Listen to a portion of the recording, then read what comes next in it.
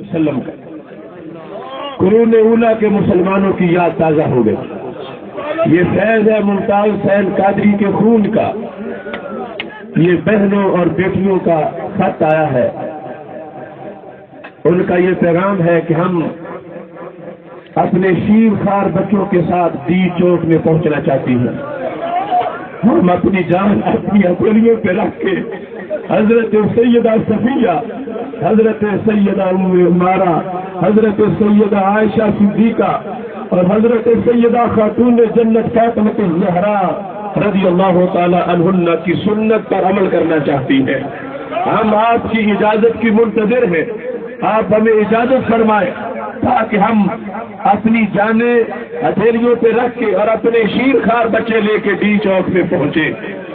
میں ان کی عظمت کو سلام کرتا ہوں. میں ان کے عشق رسول کو سلام کرتا ہوں.